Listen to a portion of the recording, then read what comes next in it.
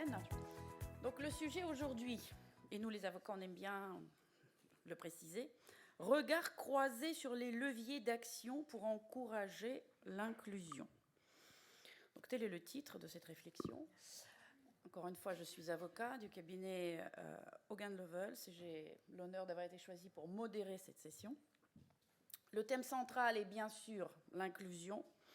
Et c'est là, en fait, qu'on peut se poser toutes les questions, à savoir l'inclusion de qui, dans quoi, pourquoi l'inclusion, que veut dire l'inclusion versus d'autres concepts comme intégration, assimilation. Est-ce qu'il y a quelqu'un qui est pour l'exclusion? Probablement pas. Personne n'est pour l'exclusion, on est d'accord. Donc on est tous pour l'inclusion. Alors pourquoi est-ce qu'on en parle autant? Pourquoi est-ce que c'est un sujet qui est tout le temps revenu sur les plateaux? Depuis un moment déjà, c'est un vrai sujet, et on parle de l'inclusion versus l'intégration parce qu'on cherche à inclure les personnes dans leurs différences. On ne cherche pas à ce que tout le monde soit exactement pareil. On valorise la différence. On valorise le modèle de la société. Le modèle de la société est d'agréger ces différences en les incluant. Mais alors le mot incluant, donc il y a dans quelque chose. Dans quoi? Dans quoi est-ce qu'on veut inclure les personnes? Alors moi, je me suis posé cette question. Il y a forcément quelque chose de commun. Il faut bien un socle commun de quelque chose, de valeurs, des droits, des devoirs, des libertés, l'adhésion à un certain nombre de libertés individuelles, à la non-discrimination, aux valeurs de travail, etc. Alors c'est assez vaste comme concept, et chaque entreprise va avoir ses propres valeurs, etc. Mais il faut bien définir quelque chose dans quoi nous voulons inclure. Parce que je pense que sans ce socle commun de valeurs, on ne peut pas parler de l'inclusion. Ça va être juste un agrégat de personnes qui sont les uns à côté des autres, mais qui ne travaillent pas dans un objectif commun. Donc ce sera un peu anarchique et chaotique. Donc si on part du principe qu'un individu va développer le maximum de soi dans une ambiance de bienveillance et de valorisation de tous les points de vue, je pense que, très sincèrement, que le modèle actuel offre beaucoup plus de chances d'épanouissement des personnes. Mais nous, en tant qu'entreprise, on est aussi très contents de cela, parce qu'une personne épanouie et qui est contente de venir travailler, qui est contente de l'ambiance qui règne dans son entreprise, elle va travailler beaucoup mieux. Donc le rendement et la productivité sera beaucoup plus important. Et je pense que c'est important de le rappeler, parce que, bien sûr, les entreprises, ils sont là pour faire des profits. Et s'il y a un lien entre, d'un côté, le profit et de l'autre côté, des efforts qu'on fait sur les différents terrains, ça va aller beaucoup plus vite, avec beaucoup plus de conviction de la part de tout le monde. Donc une fois qu'on a posé l'importance de l'inclusion, force est de rappeler que même si tout le monde est pour l'inclusion, dans les faits, donc elle est acquise dans le droit, bien évidemment, mais dans les faits, c'est encore loin d'être le cas. Et on va parler tout à l'heure de l'inclusion qui est multifacette, n'est-ce pas? On peut parler de l'inclusion des femmes, de l'inclusion des handicapés, de l'inclusion numérique, qui vient d'être mentionnée, bien sûr de l'inclusion ethnique, qui malheureusement on ne peut pas tracer en France, mais on voit bien si on est vertueux ou pas très vertueux sur ce sujet. Il y a aussi l'inclusion sociale, qui souvent regroupe en fait tout un tas de problèmes ensemble. Il y a aussi l'inclusion culturelle, on n'est pas tous sortis des mêmes milieux culturels. Et toutes ces différentes inclusions, ils sont un peu comme ça, comme un grid, comme une matrice. Et ça crée un individu. Et l'individu, ça fait qu'un individu, il est content ou il n'est pas content, il est épanoui ou il n'est pas épanoui dans un espace donné. Donc d'où cette session de travail sur l'inclusion. Et je me suis aussi posé la question de savoir, mais qui sommes-nous pour en parler, en fait? Pourquoi on nous a choisis? Pourquoi voilà. Alors, je pense que nous, on est des inclus. Je pense que nous, on a eu de la chance, ou est-ce que c'est notre travail qui a fait ça, mais aussi la chance, certainement, qui a fait que nous, on a fait des études supérieures, on a voyagé, le monde est notre univers, on se fixe aucune limite, et par conséquent, je pense, du fait de cela, nous avons beaucoup plus de responsabilités, Et le fait même que les personnes qui vont être sur le plateau, très souvent, ils dirigent des entreprises. Ça veut dire qu'ils peuvent avoir un vrai impact sur au moins leur propre organisation. Je ne parle pas de toute la société, mais au moins sur leur propre organisation. C'est très important parce que, bien évidemment, comme on dit, le poisson pourrit par la tête, mais on peut aussi dire qu'au contraire, le poisson, il reste frais.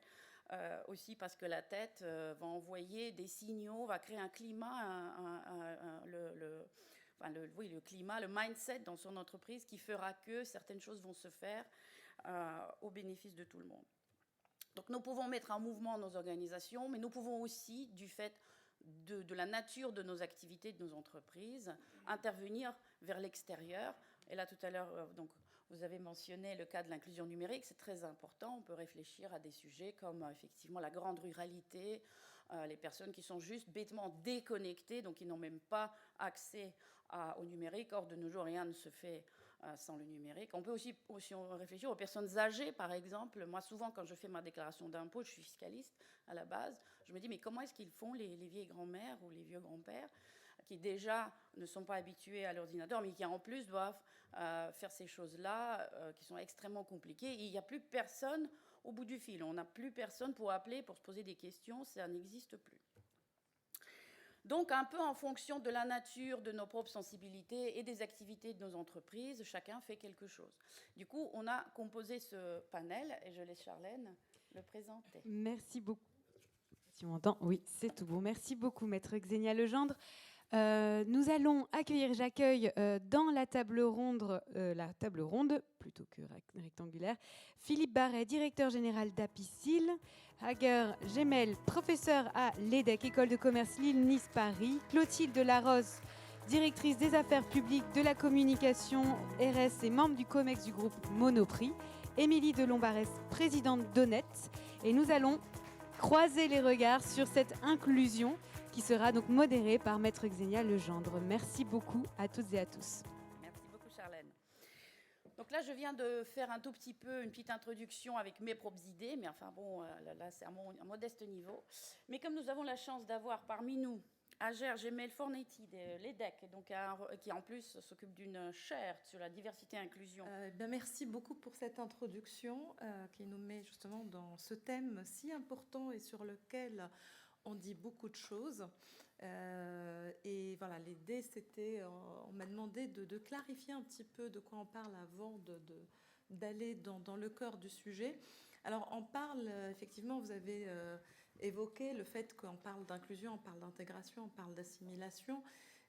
C'est pas exactement la même chose. Alors, souvent, on parle de diversité et d'inclusion. Je pense qu'aujourd'hui, les personnes savent ce que ça veut dire, la différence. Ce qui est important à retenir, c'est qu'on peut agir sur la diversité de manière numérique pour avoir des personnes différentes dans un groupe social. Vous avez dit où et à quoi inclure, c'est un groupe social. Ça peut être une entreprise, ça peut être une classe, ça peut être une équipe de foot ou autre. C'est un groupe social. Voilà, et comment faire pour justement arriver à l'inclusion? Il y a aussi des choses à faire, mais outre le fait de recruter des personnes différentes, c'est les amener à se sentir incluses. Donc, première chose à savoir, c'est que l'inclusion, ça ne se décrète pas, c'est un sentiment. Donc, il faut savoir le créer. Et comment on crée de l'inclusion? Ça veut dire comment se comporter, quelles sont les politiques à mettre, comment apprendre aux personnes dans un groupe social de se comporter pour amener les autres à se sentir inclus. Et donc, pour dire les choses rapidement, ce qu'on sait dans la littérature, et je sais qu'il y a des collègues, une dans la salle que je vois ici, avec laquelle on a déjà eu ce type de discussion, et je pense qu'elle serait d'accord avec ce que je vais dire, c'est que l'inclusion, on sait très bien que ça répond à deux sentiments psychologiques qui existent chez toute personne. Donc, souvent, on associe inclusion à la diversité. Déjà, on est tous et toutes diverses, il faut pas, parce qu'on parle beaucoup des groupes minoritaires, voilà, par rapport à la couleur de peau, le handicap, etc. Mais non, chacune et chacun d'entre nous a une singularité. Donc, nous sommes toutes et tous divers. Et nous avons toutes et tous deux sentiments, et ça c'est prouvé par des psychologues depuis des années, des dizaines d'années. Un, c'est le sentiment d'appartenance. J'ai besoin d'appartenir, et de sentir que je suis un insider, une insider dans le groupe, être accepté. Deuxième besoin, c'est le besoin d'être reconnu de manière singulière. Comme on vient de dire, chacune et chacun ici, nous avons une singularité, ou plusieurs, souvent c'est plusieurs singularités, c'est ce qui fait de chaque être un être unique, et nous avons besoin non seulement d'être inclus et acceptés dans un groupe, mais comme nous sommes.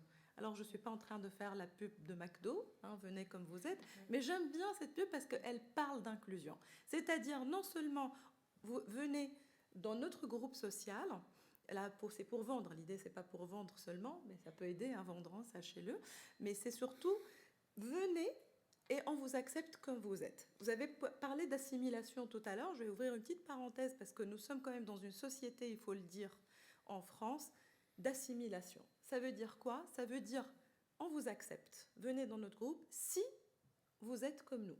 Donc, en gommant tout ce qui fait des choses qui vous caractérisent, que ce soit de votre famille, de votre origine, de votre histoire, c'est-à-dire essayer d'être dans la norme, manger comme les autres, s'habiller comme les autres, avoir l'accent le plus, on va dire, passe-partout.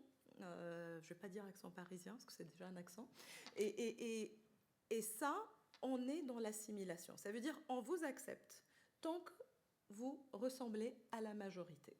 Donc là, c'est là que c'est différent et c'est là que l'inclusion, ce n'est pas si simple que ça et c'est pour ça que je le répète, on ne peut pas décider comme ça dans mon entreprise demain ou dans mon groupe social, je sais qu'on est inclusif. Il faut le demander aux autres parce que vous pouvez faire ce que vous pouvez faire et ce que vous pensez être bon pour amener les autres à se sentir inclus, mais vous ne pouvez pas décréter que la personne ait ce sentiment. Donc, il faut comprendre comment agir pour être inclusif, donc toujours penser à ces deux éléments et ces deux besoins psychologiques et savoir le faire. Alors, très rapidement, il y a quelques éléments qui permettent déjà l'humilité, savoir accepter l'autre comme elle ou il est, et l'amener déjà à participer, à être autorisé d'eux, comme elle est et à sa façon, et aussi amener les gens à participer comme eux, ils souhaitent le faire. Donc il y a évidemment, là je ne vais pas faire une conférence que sur l'inclusion, mais il y a des éléments qui amènent à créer ce qu'on appelle un climat, un environnement inclusif, et de là, apprendre aussi aux autres autour de soi, aux collaborateurs, aux collaboratrices, l'inclusion en étant valeur d'exemple en tant que leader. Ça, c'est hyper important parce que c'est pas fait ce que je dis, c'est surtout j'incarne moi-même en tant que leader l'inclusion. Philippe Barret de Apicil. Alors il est en minorité sur notre plateau aujourd'hui. On commence par un homme, vous voyez, c'est le hasard qui a fait cela. Je crois, Philippe Barret, que vous avez dans votre société énormément de bonnes idées, que vous êtes très volontaire pour que tout le monde en profite. Donc si vous pouvez parler un petit peu de votre plateforme. Donc merci de m'accepter parmi vous, mesdames. C'est vrai que c'est inhabituel, donc bravo. Peut-être je vais commencer par dire qui est le groupe Apicil, puisqu'il y a peut-être malheureusement quelques personnes qui l'ignorent. Je vais remédier à cela. Le groupe Apicil, c'est un groupe de protection sociale. Donc ça explique aussi ce que nous faisons, c'est ce que nous sommes. Donc groupe de protection sociale, ça veut dire que nous sommes dans le monde de l'économie sociale et solidaire. Donc notre gouvernance, ce sont nos clients. Donc notre objectif, certes, nous cherchons à gagner de l'argent pour pouvoir continuer de nous développer, mais l'objectif principal, c'est le service rendu et la satisfaction des clients. Et puis la deuxième chose, notre métier, c'est la protection des personnes. Donc c'est aussi réparer, d'une certaine manière, les conséquences de la maladie, donc de certains éléments liés à la discrimination. Donc ces deux aspects expliquent pourquoi, depuis notre création, je pense, je n'y étais pas, puisque ça fait 85 ans, nous sommes actifs dans le domaine de l'inclusion. Alors effectivement, plutôt et depuis le plus longtemps, sur le thème du handicap, puisque le thème du handicap est directement lié à notre activité, y compris en termes de métier. Et nous avons beaucoup œuvré sur l'inclusion des personnes handicapées et surtout le fait de montrer de quoi sont capables ces personnes, et ça à travers, depuis près de 40 ans maintenant, le soutien de handisportifs qui sont médaillés aux Jeux paralympiques, et puis le plus visible aujourd'hui étant Damien Seguin, qui a été la première personne en situation de handicap à faire le Vendée Globe.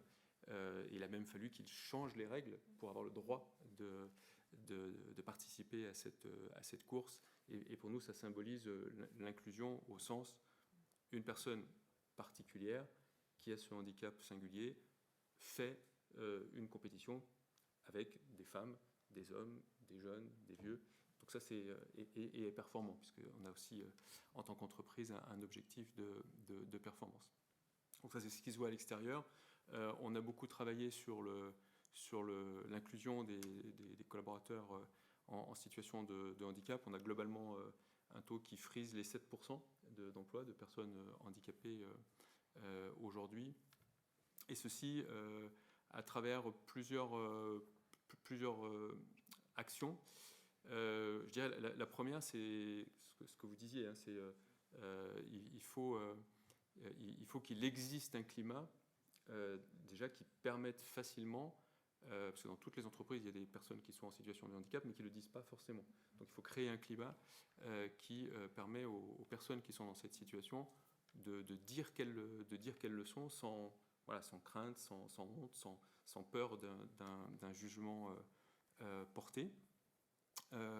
Ensuite, il faut aussi travailler avec les managers pour les rassurer sur la manière d'inclure, hein, qui évidemment dépend de chaque situation de handicap. Ça peut être l'aménagement d'un poste de travail, ça peut être la façon de s'adresser à une personne, toutes sortes de situations. Et puis il faut être persévérant, parce que c'est quelque chose qui n'est jamais gagné. Et par exemple, ce que nous faisons, je pense qu'il est peut-être un petit peu original, c'est qu'on a un partenariat avec certaines écoles. Et donc, pardonnez-moi l'expression, mais chaque année, nous prenons une fournée, une promotion d'alternants qui sont en situation de handicap. Et donc ça nous permet d'avoir un flux de personnes pour qu'on soit toujours dans cette situation, déjà de respecter la règle des 6% et si possible d'être au-dessus. Donc ça, c'est pour l'historique. Et après, je vais aller assez vite puisque le temps est compté. Mais alors pour nous, l'inclusion, on va dire, c'est principalement deux choses. D'une part, effectivement, c'est l'inclusion dans un collectif qui est celui de l'entreprise. Donc, c'est inclure l'ensemble des collaborateurs dans le projet de l'entreprise. Et c'est effectivement dans un objectif premier qui n'est pas un objectif moral, qui est un objectif d'efficacité. C'est bien d'avoir une multiplicité des expériences, une multiplicité des points de vue, une multiplicité des talents. Si je pense aux personnes handicapées, pour arriver au même endroit, elles ont fait preuve de beaucoup plus d'efforts, beaucoup plus d'endurance, beaucoup plus de résilience que moi, par exemple. Donc tout ça a une valeur importante pour l'entreprise. Donc ça, je vous l'avais dit aussi, mais je veux dire, l'inclusion, c'est pas pour faire plaisir, c'est pour être efficace. Ça, c'est je pense ce qu'il faut dire en premier. Et dans l'entreprise, c'est quand même beaucoup, l'inclusion, c'est quand même beaucoup la non-discrimination, c'est-à-dire permettre à chacun de s'épanouir dans l'entreprise en utilisant, encore une fois, moi c'est ce qui m'intéresse, c'est d'utiliser les capacités particulières de chacun. Et puis peut-être le dernier point aussi par rapport à votre intervention, c'est-à-dire sur le climat, c'est-à-dire que effectivement ça ne se décrète pas, ça se vit, donc il faut le mesurer. Et c'est ce que l'on fait de façon très, très régulière. On le fait chaque semestre au niveau de chacune de nos équipes, de chacun de nos collectifs de travail, avec il y a toujours une question sur voilà, est-ce que vous vous sentez bien au boulot, ça c'est la question globale, mais aussi avec des questions qui sont liées à ce qu'a vécu l'équipe dans la période précédente, les plans d'action qui ont été éventuellement mis en place dans l'équipe pour favoriser l'inclusion et pour s'assurer que ce qui a été mis en place fonctionne. Donc là, on fait ça depuis maintenant, je pense, 5-6 ans, et on constate, enfin il n'y a peut-être pas que ça, mais en tout cas on constate que ça contribue à faire progresser l'engagement des collaborateurs. Donc il faut être persévérant et il faut s'efforcer de mesurer l'efficacité des actions que l'on mène, et effectivement en interrogeant les collaborateurs sur se sont-ils inclus oui ou non. Deux entreprises qui ont cela de commun, c'est qu'elles emploient énormément de salariés. Donc on a avec nous Clotilde Larose de Monoprix, membre du COMEX et en charge de RSE. Vous êtes une entreprise apprenante, n'est-ce pas? Et vous avez beaucoup de choses à nous raconter sur notamment les femmes. Chez Monoprix, donc voilà, c'est une entreprise que je pense que tout le monde connaît, j'espère. Donc je ne vais pas vous la présenter, mais juste que vous ayez en tête, on a plusieurs formats d'enseignes sur tout le territoire. On est présent dans 280 villes en France et 7 pays à l'international. Nous, ce qui m'a toujours frappé chez Monoprix, c'est que il y a presque quelque chose de naturel, d'accepter l'autre tel qu'il est, de pas concevoir de différence entre un homme et une femme, au-delà des charges physiques à porter, des choses un peu matérielles, on va dire. Mais il y a quand même une culture de l'équilibre et de l'égalité qui s'est fait, je pense, au fil du temps, et probablement aussi lié à la culture d'entreprise, mais aussi surtout à son ADN, qui est une entreprise qui a toujours essayé de dépasser un peu ses limites, et vous évoquiez ça tout à l'heure, de bouger des lignes et de regarder surtout vers l'avenir. Donc aujourd'hui, on a un travail qui a quand même largement porté ses fruits pour l'égalité homme-femme, même si il ne faut jamais abandonner et nourrir les choses avec les organisations syndicales, etc., pour se challenger régulièrement. On a un index de 99 qui est quand même déjà pas mal. Et le plus dur maintenant, c'est d'arriver à cranter à chaque fois, en fait, parce qu'une fois que vous atteignez un certain résultat, il faut le faire vivre, il faut aller chercher de nouvelles idées, et donc évidemment toutes les bonnes pratiques, on s'inspire des bonnes pratiques des uns et des autres. On a un COMEX qui est largement féminin, avec 5 femmes pour 9 membres. Donc on taquine un peu notre président et le DAF et le DRH qui sont les 3 hommes du COMEX, mais au-delà de ça, dans l'ensemble des CODIR et du cadre et des encadrements, il y a quand même une certaine égalité. Et on a à peu près 65% de femmes dans l'entreprise pour à peu près 20 000 collaborateurs. Avec un attachement à l'entreprise et à la marque très importante. Donc peut-être que ça aide aussi à créer un climat équilibré. Vous parliez de climat, et nous on y croit beaucoup. Et du coup, ce côté un peu naturel, aujourd'hui, nos priorités, on va dire, c'est surtout les violences faites aux femmes au sein de notre entreprise, parce que voilà, il y a des choses qui sont parfois pas comprises ou parfois mal interprétées, et on a donc des gestes qui peuvent être maladroits, et donc c'est important d'arriver à expliquer aux uns et aux autres que c'est pas des petites choses. En tout cas, que l'attention à l'autre doit être permanente et quotidienne. Et donc, on a décidé avec les organisations syndicales d'accorder 5 demi-journées par par an qui sont rémunérés, hein, donc, sur le temps de travail, pour les femmes qui se sentent en grande difficulté face à des violences personnelles, hein, dans leur vie personnelle, et donc pour qu'elles puissent faire des démarches, prendre du temps pour elles. Elles ont une écoute avec des assistantes sociales qu'on a mobilisées, voilà, parce que tout ça c'est toujours souvent un poids et ça pèse sur sa vie professionnelle. Donc l'idée c'est d'essayer de favoriser en fait ce temps pour soi.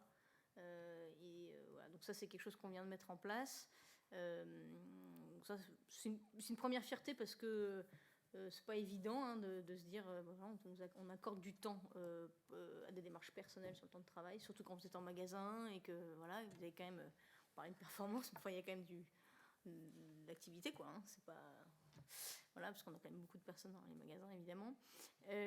Première chose, et puis on a aussi travaillé sur tout ce qui est les référents, parce que quand vous parlez d'activité de violence, on a besoin d'en parler en fait. Donc au-delà le cadre légal demande un référent, d'un référent par établissement. Voilà. Nous on a multiplié par 2 référents par établissement, donc on a quand même une bonne communauté de soutien, de personnes bienveillantes qui sont disposées à accompagner et à aider à libérer la parole pour que voilà, le climat soit serein et de parole, puisque ça fait partie on pense, du bien-être au travail, quoi, tout simplement. Et ça compte dans sa vie personnelle aussi. Voilà, ça c'est un peu nos 2 victoires de l'année 23, on va dire. Et puis après, on a tout un travail sur les personnes portant un handicap. On a fait un gros boulot depuis 2 ans et on arrive à dépasser maintenant le seuil des 6%. On est à 7,2 à la fin de l'année dernière. Nous, on y croit beaucoup parce qu'on pense que ça apporte une vraie richesse dans les gestes du quotidien. Quand vous, voilà, en magasin, vous faites beaucoup de pas, vous courez après le temps, vous courez après les clients, et voilà, et on est quand même une entreprise qui aime avoir le sourire et le partager. Donc, quelle que soit sa capacité physique ou mentale, eh bien, voilà, chacun a sa place et on est assez content d'arriver à franchir la barre des 6%, qui est quand même pas facile au début. Et voilà, maintenant, on accueille de plus en plus et ça devient, je dirais pas naturel partout, parce que la différence, souvent, il faut quand même arriver à la franchir, mais voilà, je pense que c'est une bonne assimilation de ces difficultés. Et puis, dernière chose, vous parliez d'entreprise apprenante, au-delà de la démarche des alternances que vous évoquiez tout à l'heure, monsieur, c'est aussi notre capacité à proposer des alternatives de travail à nos équipes. On a tous des difficultés de recrutement, on a tous des difficultés d'arriver à faire changer de boulot nos équipes, et donc voilà, on essaie de développer des formations certifiantes, des CAP par exemple. On a du mal à recruter la boucherie, la fromagerie, voilà, c'est des choses très simples, mais c'est difficile, et donc on accompagne énormément de nos salariés à changer de cap. Et c'est une façon de tenir l'entreprise aussi, d'avoir le moins de turnover possible, et donc de conserver l'ancienneté et le savoir-faire en proposant des alternatives. Voilà, donc on a à peu près de mémoire une trentaine de collaborateurs qui ont changé de job sur des métiers de bouche. Ça paraît rien, mais c'est assez énorme parce que c'est pas évident d'arriver à séduire autour de ça. Voilà, donc on essaie d'apprendre tous les jours et on s'inspire de tout le monde. Pareil, une entreprise apprenante avec beaucoup d'enjeux d'insertion sociale et d'inclusion sociale. Émilie, c'est pour vous. Merci. Bonjour à tous. Alors nous, c'est vrai, on n'est pas une entreprise de l'ESS, mais effectivement, on emploie beaucoup de monde. Et je vais en profiter pour revenir sur votre propos introductif et sur cette notion, l'enjeu de l'inclusion. On travaille quand même sur le sentiment des personnes. Et moi, c'est de cet enjeu-là dont j'ai envie de vous parler aujourd'hui. Pourquoi ? Parce qu'on a fait une enquête en 2018, avant le Covid. Et je pourrais vous poser la question aujourd'hui, vous poser une question qui fait appel à de la sincérité et qui remue un peu parfois, qui est une question qu'on a posée, qui est est-ce que vous vous sentez mal à l'aise face à du personnel de propreté ? Et bien, à cette question, une personne interviewée sur 2 a répondu oui. Et donc, on a fait ça avant le Covid et après le Covid. Donc, quand on se pose cette question-là, on vient sur cet enjeu dont on parle beaucoup aujourd'hui, qui est cet enjeu d'invisibilité de nos personnels. Moi, je vous avoue forcément que c'est forcément un terme que j'apprécie peu et que je nous encourage tous à éviter. Pourquoi ? Parce que quand on parle d'invisibilité de nos personnels, souvent on met ça du coup sur l'épaule de nos agents. Alors qu'en fait, pour moi, aujourd'hui, la responsabilité, finalement, elle est chez nous. Vous parliez de regard et de sentiments. Le groupe Honnête, en fait, c'est un groupe, on a 66 000 collaborateurs. On a à peu près 2 milliards de chiffre d'affaires pour vous donner un ordre de grandeur. Plus de 135 nationalités dans cette entreprise. Et finalement, on se retrouve dans tous nos métiers, dans les backstage de votre quotidien. Moi, je préfère parler de backstage, parce que finalement, oui, on a ce sentiment d'être dans les backstage. On a le sentiment un peu excitant, finalement, d'être là où tout se fait, et finalement, là où on ne voit pas ce qui réellement permet à votre quotidien de bien se dérouler. Donc, c'est en ce sens-là que j'essaye d'éviter cette tendance à parler d'invisibilité de nos personnels. Alors après, une fois qu'on s'est dit ça, quels sont les leviers d'action ? Parce que c'est sur ça qu'on échange aujourd'hui. Dans les leviers d'action qu'on a, il y en a un aussi dont on parle depuis assez récemment et qui devient assez médiatique, qui est le sujet de la propreté en journée. Alors pourquoi on vous parle de la propreté en journée dans nos métiers ? Parce qu'il faut se dire que le quotidien d'un agent, c'est des horaires de 5h à 8h et de 18h à 21h. Et au milieu de sa journée, en général, il ne se passe rien. Donc du coup, ce sont des horaires qui concrètement, et notamment dans les bureaux, épuisent, isolent, et du coup fragilisent les personnels dans leur quotidien. Donc en fait, l'ambition qu'on a, et c'est quelque chose qu'on porte depuis une dizaine, voire une quinzaine d'années quand même avec les entreprises de propreté, avec la fédération, c'est de changer la façon dont on consomme la propreté. Donc le travail en journée, c'est quoi ? Le travail en journée, il faut se dire que c'est assez simple finalement. Ce sont nos collaborateurs qui travaillent en même temps que les usagers des sites. Donc quand on l'exprime comme ça, c'est là où on commence à rentrer sur cette notion de faire tomber les barrières entre les mondes. Alors la crainte qu'on a en général quand on parle de ce sujet, on en a parlé quand on a préparé, c'est la crainte du bruit des aspirateurs. Est-ce que ça va gêner ? Est-ce que ça va déranger ? Moi, je crois aujourd'hui qu'il faut nous faire confiance déjà. On a travaillé sur des outils et des process qui font que, j'allais dire, la cohabitation est possible. Et surtout, il faut se rendre compte de l'impact du travail en journée pour nos équipes. L'impact, c'est que parfois, on a des clients qui vont nous dire « Est-ce que vous pouvez intervenir sur 10 sites en même temps, 1 heure ?» En fait, non. L'idée, c'est peut-être juste qu'on nous donne des plages horaires plus globales pour aller vers ces fameux temps pleins qui sont un Graal pour nos équipes et que nos clients nous autorisent ça.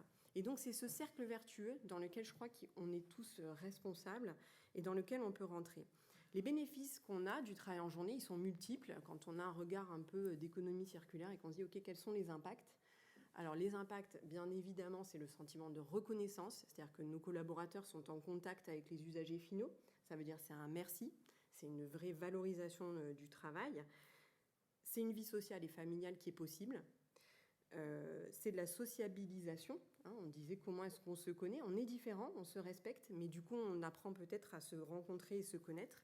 C'est un sujet de santé-sécurité, parce que du coup, on a des rythmes différents, qu'on intervient à des heures où nos agents peuvent se déplacer aussi en transport en commun à des horaires où il y a quand même moins de sentiments d'insécurité. Et puis, en termes économiques et environnementaux, on a ce double enjeu, je viens de le dire, des transports en commun.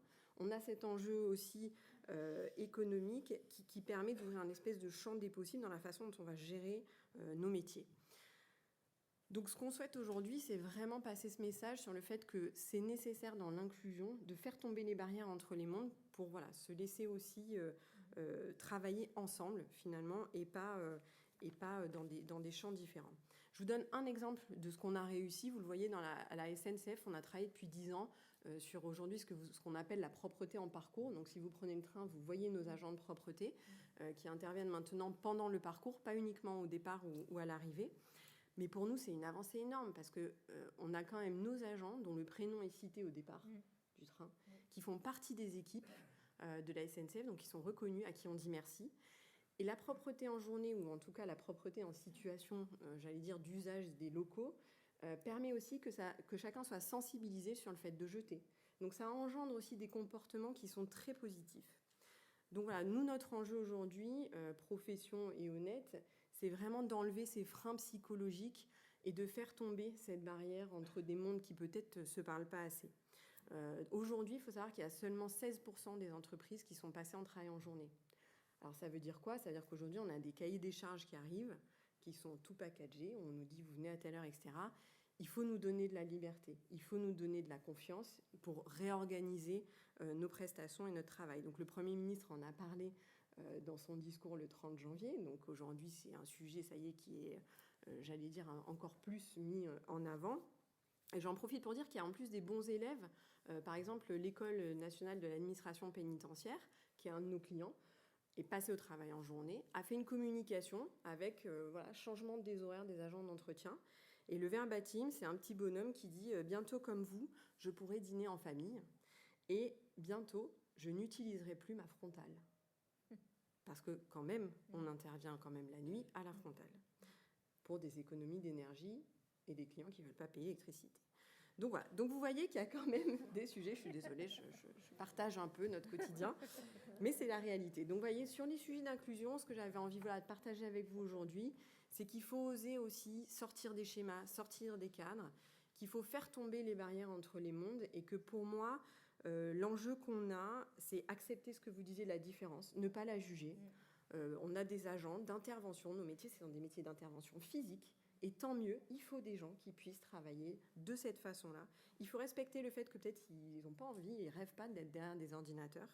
Et du coup, que nos métiers sont des métiers complexes, techniques, des métiers où on peut évoluer, on peut faire plein de choses. On a des équipes qui sont courageuses et engagées.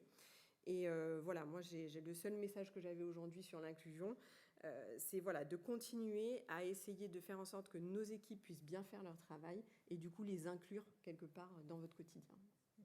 Alors, on a Ager Gemel-Fornetti de l'EDEC qui va nous parler de quelque chose de très important, à savoir la formation des leaders. Parce que, comme j'avais dit au tout début, il faut déjà qu'il y ait une impulsion qui vienne d'en haut, dans toutes les entreprises, pour appréhender ce sujet d'une façon très, très puissante.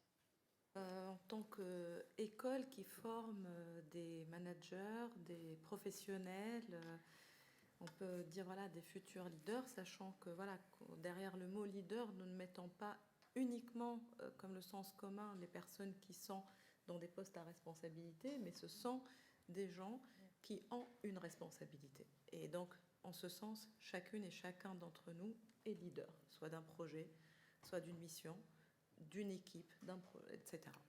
Donc, cette responsabilité, on s'en rend compte de plus en plus, elle a des effets. Donc, quand on forme des jeunes, c'est parfois on leur donne des acquis pour toute une carrière. Je ne suis pas en train de dire qu'on ne peut pas évoluer, changer au cours d'une carrière, mais quand même, on leur donne l'essentiel avant qu'ils partent vers le monde professionnel. Et pour nous, il y a non seulement en faire de bons professionnels, mais des professionnels citoyens responsables. Et ce ne sont pas des mots creux.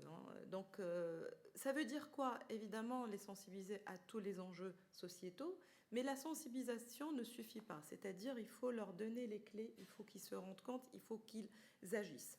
Donc, nous, sur les enjeux sociétaux, depuis plusieurs années, maintenant, on travaille en faisant des acteurs. Il faut qu'ils touchent ces réalités, qu'ils s'essayent, qu'ils expérimentent, et on travaille beaucoup avec la discussion, le débat, parce qu'évidemment, dans nos métiers de professeurs, d'école, on a une partie de notre travail qui se fait vraiment de manière verticale, c'est-à-dire il y a quelqu'un qui explique aux autres. Mais de plus en plus, on croit en l'importance de les mettre en groupe à discuter et à débattre de sujets de société et aussi à produire, à travailler. Et donc, on travaille dès le début dès qu'on a des premières années qui arrivent, on travaille sur des sujets sociétaux. Tout à l'heure, j'ai entendu les violences faites aux femmes. Et effectivement, ce n'est pas un sujet facile à traiter, ce n'est pas un sujet simple. Et on a décidé d'intégrer ce type de thème dès le début. Par exemple, on travaille dès le début sur les violences sexistes et sexuelles. Évidemment, souvent, les femmes sont victimes, mais pas uniquement. Et ça, c'est un sujet, on a pris nos responsabilités, on s'est dit, chaque étudiant qui met les pieds à l'EDEC doit apprendre à agir, pas uniquement à lui montrer la ligne rouge, là où le menacer de dire il ne faut pas dépasser cette ligne, mais lui donner les clés d'agir. Et donc maintenant, on a un dispositif qui a une extrême efficacité, parce qu'on mesure ce qu'on fait, sur comment les étudiants et les étudiantes qui arrivent sont formés, sensibilisés aux violences sexistes et sexuelles. Ça fait 3 rentrées, vous allez me dire, qu'on fait ce dispositif, mais déjà en avance, en 3 rentrées, on a formé 6200 étudiants et étudiantes aux violences sexistes et sexuelles. On les forme aussi, tout à l'heure on a parlé beaucoup de climat d'inclusion, et on a dit ça repose sur chacune et chacun.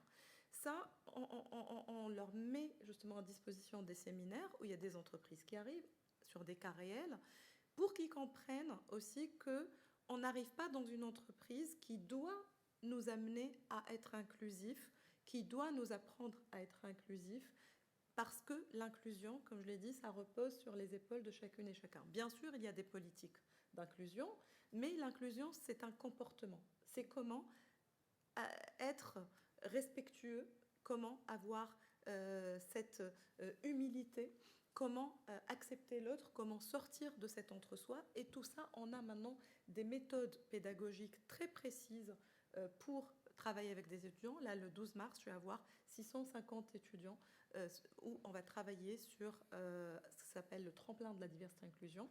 Et ils vont travailler sur des cas réels. Chaque année, on travaille sur des thématiques bien précises. Cette année, on va travailler par exemple sur la diversité sociale et l'impact sur les carrières et le travail. Là, pourquoi ce thème? Parce qu'évidemment, quand on parle de diversité et inclusion, souvent on va penser à des choses, comme je l'ai dit au départ, sur l'égalité des sexes, très important. On y travaille aussi, on travaille voilà, la diversité de couleurs, etc. Mais nous voulons aussi les amener à travailler sur des sujets beaucoup plus difficiles à toucher, à cerner, à ce qu'ils se rendent compte que la diversité est partout. Évidemment, quand on entre par un sujet de diversité, ensuite, ils comprennent que ça peut être de la même façon qu'on traite la diversité culturelle, sociale, le handicap, on peut traiter toutes les autres formes de diversité, c'est-à-dire comment être conscient des besoins de l'autre, comment ne pas essayer de mettre tout le monde dans une case, parce qu'on a tendance à le faire. Rentrer dans notre case, on fait tous la fête de la même façon, on s'habille de la même façon, on fait des blagues de la même façon, on parle de la même façon, on travaille de la même façon. L'idée, c'est de casser les silos et d'aller vers l'autre. Et donc, les clés qu'on leur donne, c'est comment se rendre compte des besoins de l'autre. Et comment, en le faisant, à partir de cas très réels, on évite énormément de problèmes dans un groupe social, que ce soit en classe, que ce soit en entreprise, que ce soit dans une équipe. Parmi les problèmes qu'on peut éviter, évidemment, des conflits, des problèmes de performance. Ce n'est pas que pour ça qu'il faut travailler sur l'inclusion, mais c'est comme on dit, nous, c'est un output, on y arrive. On amène plus de coopération, plus d'engagement, plus de loyauté. Souvent, on entend parler, et moi, voilà, c'est pour ça que je veux le dire aussi, amener la diversité, ça amène de la créativité et de l'innovation. C'est faux. Voilà, je le dis tout de suite et vite.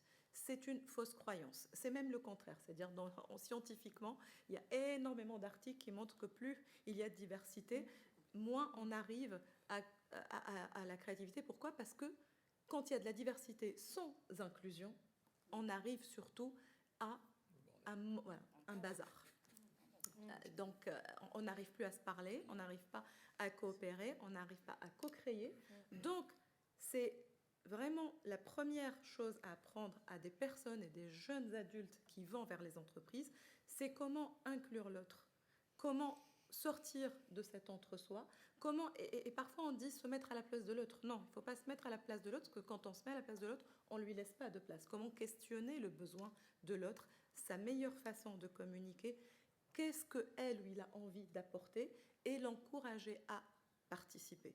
C'est comme ça qu'on arrive à créer des équipes qui sont créatives, inclusives, qui justement, se respectent l'autre. Et donc, voilà, nous travaillons surtout sur ça pour les amener dès l'école à savoir se comporter de manière inclusive. Alors, on y essaye, ça ne veut pas dire, je ne vous garantis pas que tous les étudiants au bout de ce séminaire le sont, mais on sème énormément de graines, ils se posent des questions, et notre objectif, c'est qu'ils apprennent à se comporter comme des leaders inclusifs.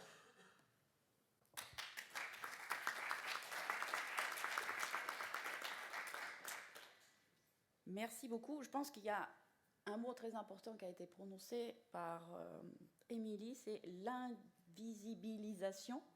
C'est un mot très important de tout point de vue. Bon, quand on est femme ou quand on est de couleur, ça se voit, mais quand on est un autre environnement culturel, un autre environnement social, le handicap, il y en a plein qui sont invisibles et c'est souvent un problème. Bien sûr, les personnes LGBT, tout ça, je pense que c'est un mot très important dans le sens qu'il faut travailler sur justement que les gens n'aient pas envie de se mettre comme ça sous un petit toit et ne pas se faire voir pour être juste comme les autres, que les gens sortent un petit peu de cette coquille qui les protège, mais en fait c'est une fausse protection parce qu'à la fin ils souffrent énormément. Il y a énormément d'idées, mais en fait chacun en manque en fait quelque part parce que nous sommes tous un peu à la quête des bonnes idées, d'où déjà cet échange. Mais je crois que chez vous il y a en plus une petite plateforme très sympathique pour un petit peu proliférer les bonnes idées dans ce domaine. D'abord je voulais réagir sur ce que vous avez dit tout à l'heure, parce qu'en fait, j'ai honte sur ce sujet. On a fait un appel d'offres il y a quelques mois sur le ménage, et j'avoue que c'est à cette occasion-là que j'ai découvert qu'on pouvait faire travailler les personnes en journée, donc on va le faire. Mais je me suis dit, mais ça fait 13 ans, puisque ça fait 13 ans que je bosse dans cette boîte, ça fait 13 ans que tu croises ces personnes le matin, le soir, que tu parles avec elles. C'est des gens qui ont toujours la banane, qui sont souriants, etc. Contrairement à moi, c'est pour ça que ça me marque. Et je me dis, mais bon sang, mais t'as jamais eu l'idée. Et non seulement toi, t'as pas eu l'idée, mais personne dans la boîte t'a dit, mais au fait, on pourrait faire autrement. Donc j'ai un peu honte, mais ça montre à quel point, même quand on se sent plutôt bien disposé pour faire les choses correctement, ben on peut ne pas voir certains trucs. Donc on va essayer de faire progresser le taux de 16% que vous avez évoqué.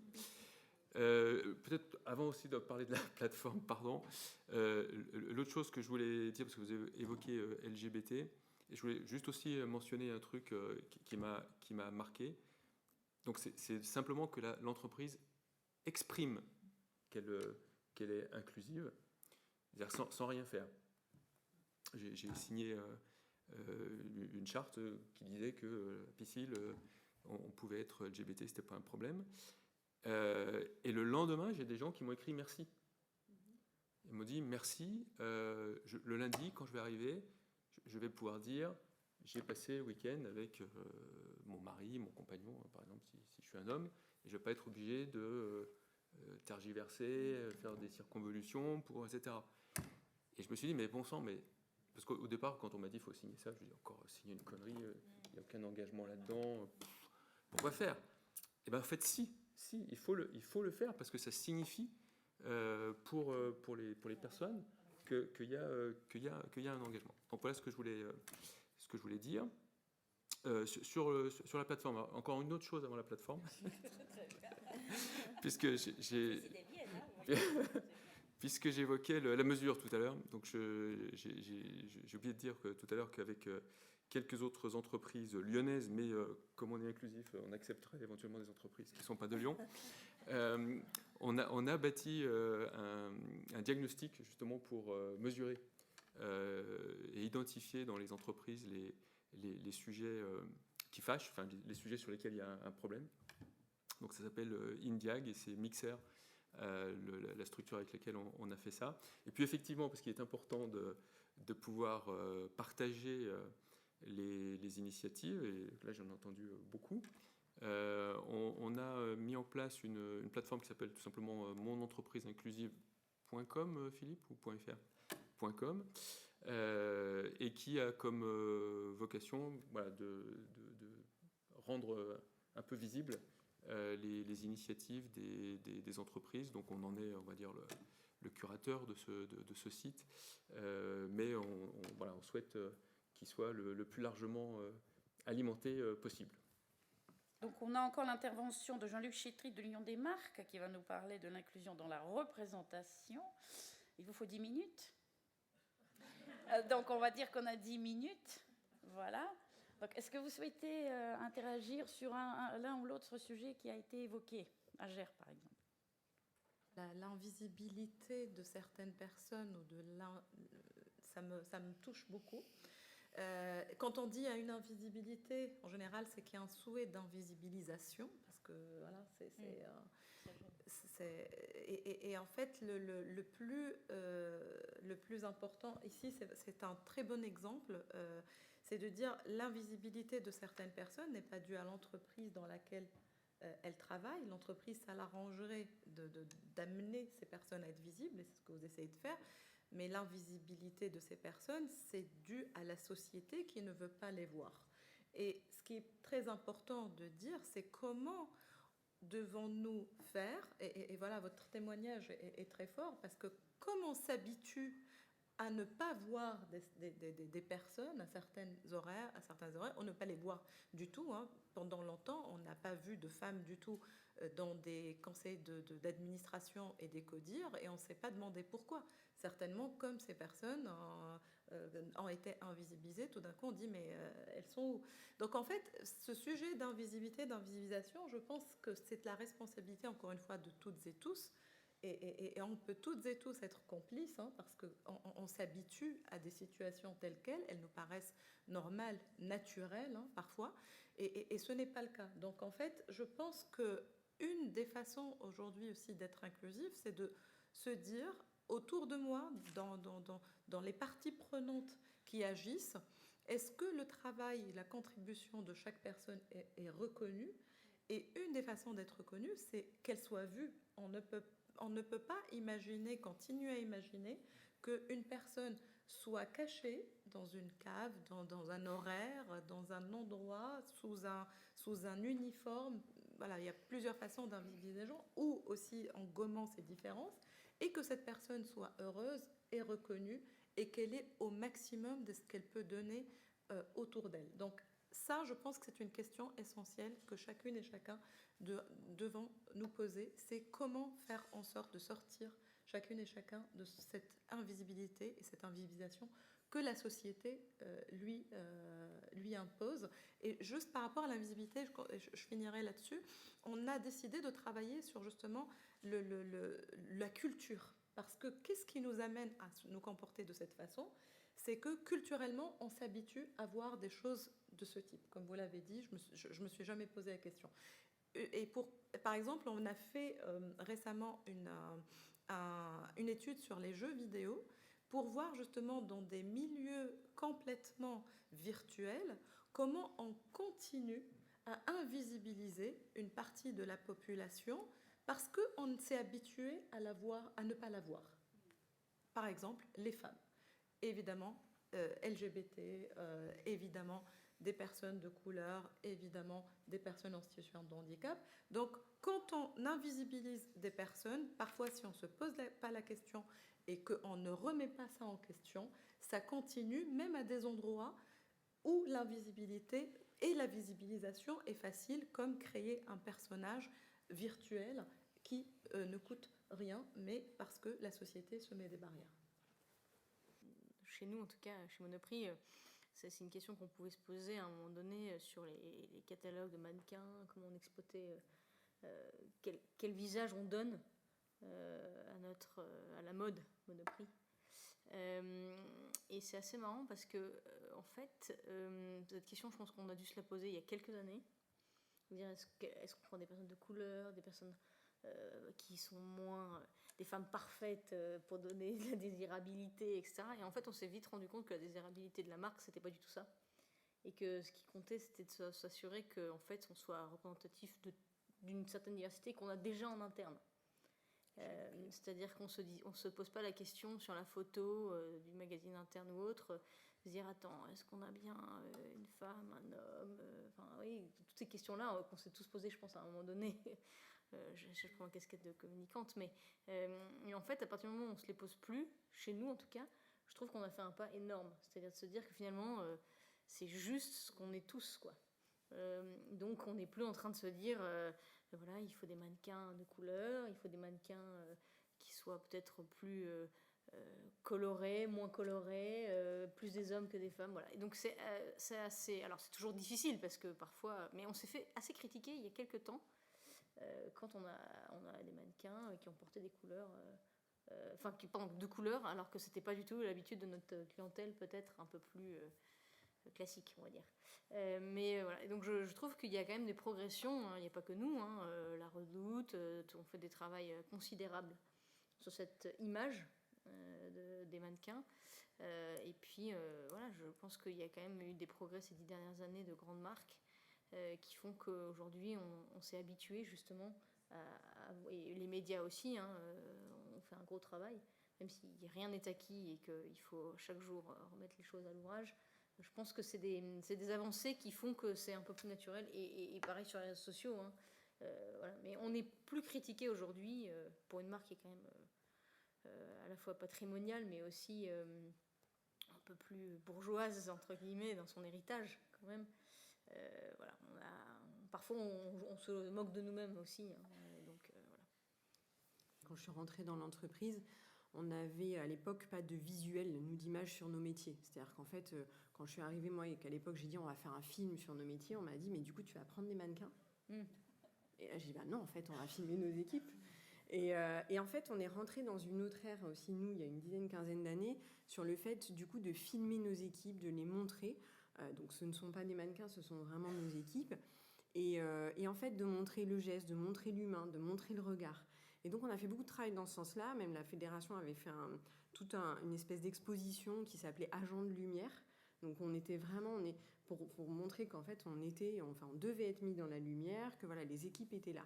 Et donc c'est vrai que ce que vous dites, c'est je pense qu'il y a eu ce travail sur l'image, voilà, qui a aidé quand même à désacraliser un peu des sujets parfois difficiles ou donner d'autres visions parfois de nos métiers. Après, la réalité, moi j'ai pris la direction du groupe il y a 5 ans, je rentrais d'Espagne et j'ai vu la vraie différence culturelle sur la vision des métiers de service. En Espagne, quand vous faites appel à du service, c'est normal finalement. Les gens qui vous rendent service, on est content, on leur dit merci, vous recevez chez vous, il y a quelqu'un qui vient faire le service.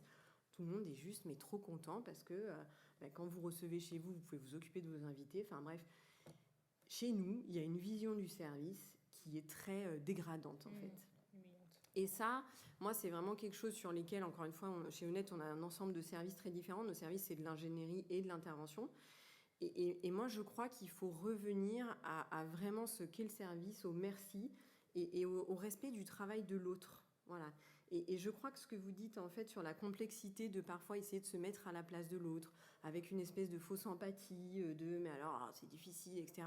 En fait, je crois qu'il faut essayer surtout de respecter, de valoriser la différence, voilà, de rester dans, oui, nos métiers, par exemple, sont techniques, il y a des formations, voilà, ce ne sont pas des métiers simples, ce sont des métiers qui permettent de progresser.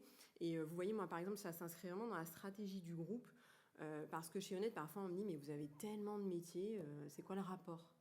Le rapport, en fait, c'est que quand vous faites des métiers d'intervention de service, vous êtes intégré au cœur de la vie du client.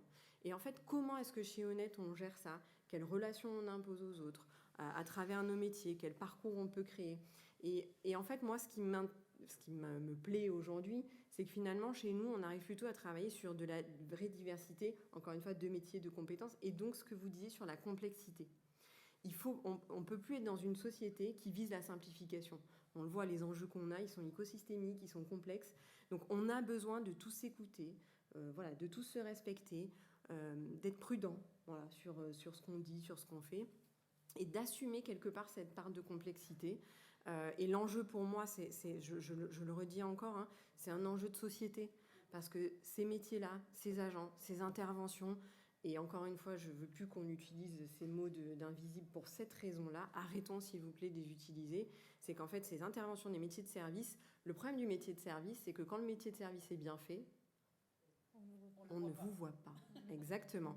Mais donc, c'est un paradoxe qu'il faut qu'on arrive à gérer. Mais pour ça, je nous encourage juste tous à juste dire merci, à juste valoriser. On saura rester discret. Mais en revanche, bien faire notre métier et voilà, remercier ce qui est fait. Voilà. Merci beaucoup. Oui. On va conclure avec l'intervention de Jean-Luc Chétry. Alors, je remercie l'ensemble des intervenants et intervenantes. Merci beaucoup pour la qualité de vos interventions.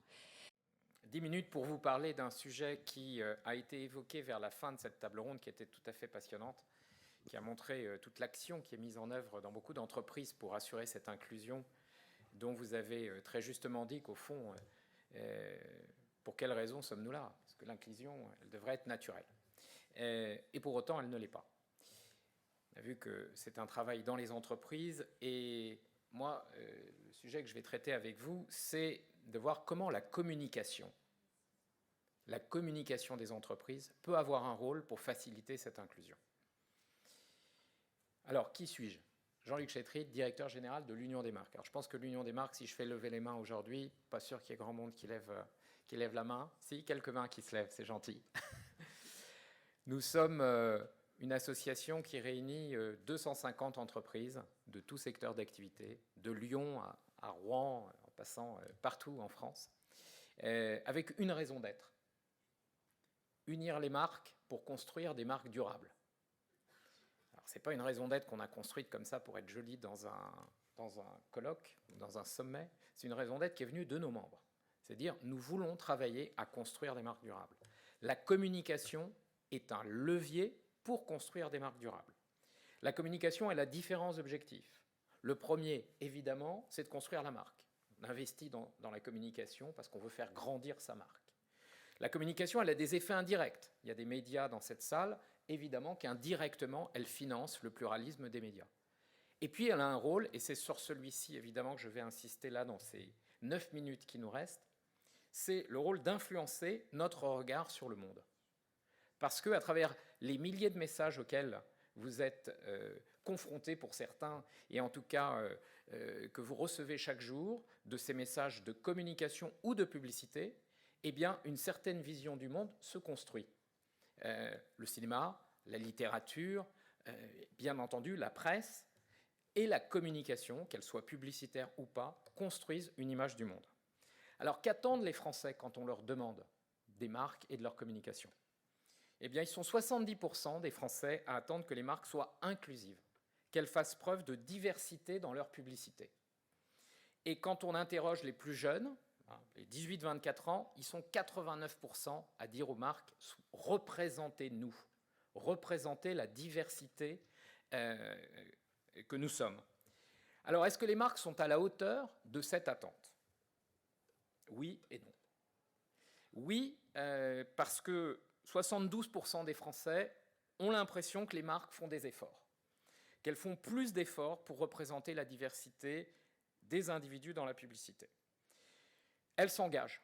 Nous, à l'Union des marques, on en a 54 qui sont signataires d'un engagement, d'un programme qui s'appelle le programme FAIR, Agir pour une communication responsable. Et dans ces engagements, l'engagement numéro 2 du programme, c'est un engagement sur la récurrence des stéréotypes.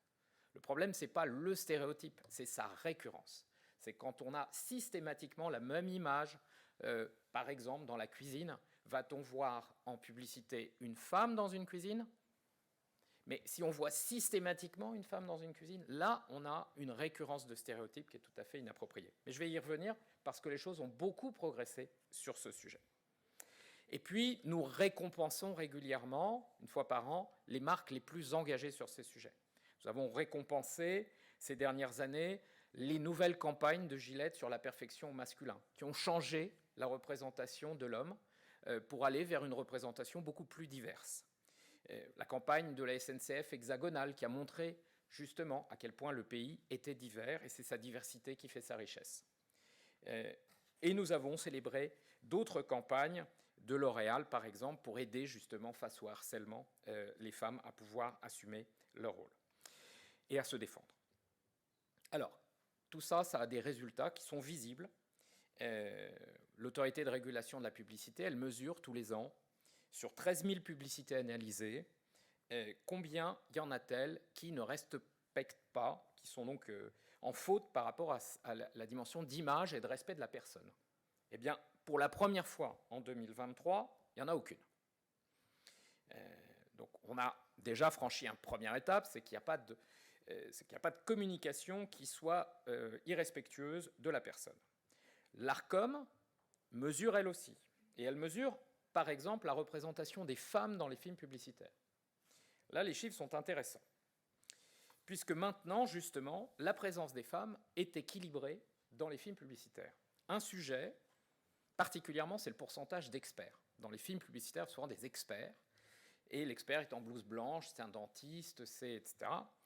Et ça a progressé de plus de 16 points en l'espace de 5 ans. Mais là où nous avons encore du travail, c'est qu'aujourd'hui, 66% des experts sont des hommes. Donc il faut tendre vers un équilibre, à l'image de l'équilibre de la population, que nous ayons dans les publicités, c'est ce sur quoi nous travaillons, autant d'hommes et de femmes qui sont dans les rôles d'experts, parce que là aussi, c'est l'image qu'on projette pour les jeunes filles, par exemple, une fille. Si on projette une image de l'ingénieur qui est un homme, eh bien, évidemment que c'est plus difficile ensuite de donner confiance dans la capacité, donc la publicité, elle a ce rôle-là de donner confiance à l'ensemble de la population, quel que soit son genre, sur ses possibilités d'arriver à certaines fonctions, par exemple. Les conducteurs, alors là, on est à l'équilibre.